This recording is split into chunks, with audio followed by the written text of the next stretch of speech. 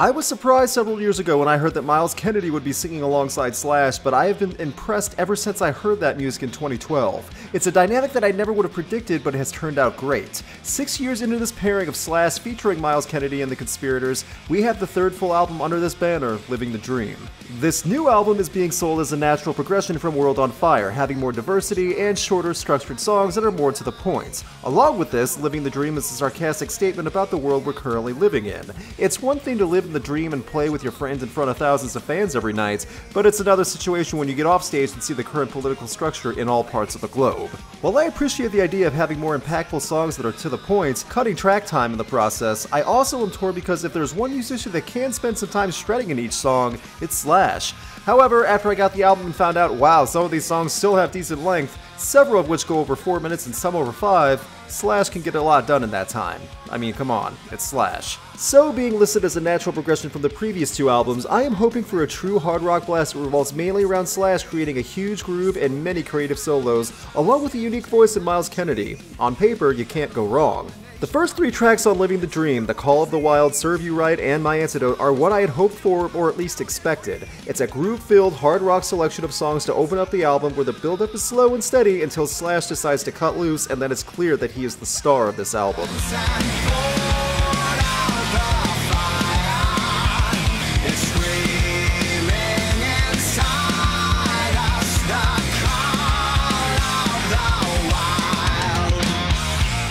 It doesn't take long to really get a taste of the album from the opening few minutes or even the first 3 songs that I listed. The song Mind Your Manners and Driving Rain that were released before album drop also share these standard rock qualities. Myles and The Conspirators soothe you in and then Slash knocks you down. What I was not expecting in this third album was that there was much more variety in the middle of Living the Dream than a no-frills hard rock album usually has. Lost Inside the Girl, the longest song on the album, lets Myles stand out a little bit more, while The One You Loved Is Gone has that slow ballad style featuring a consistent acoustic rhythm and is a hidden gem on this album. Slash does so much more than just pose for photos on stage while belting out a 30-second guitar solo. He's a writer and a creator who's earned his reputation in the best of ways. It's these 2 songs in the middle of the album that prove he's much more than 6 strings and a top hat.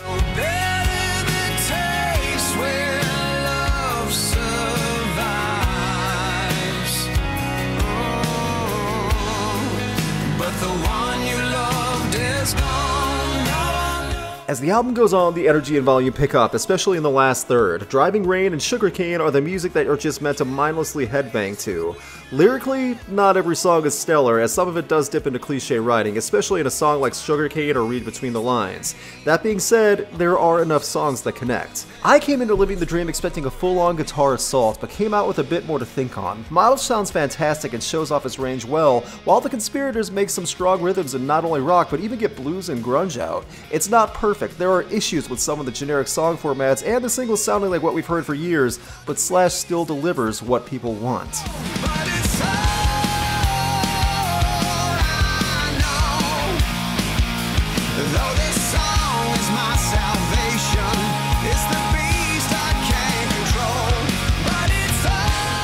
I think this third album with Slash featuring Myles Kennedy and The Conspirators is the weakest of the 3. It just doesn't offer a ton more different that we've already heard.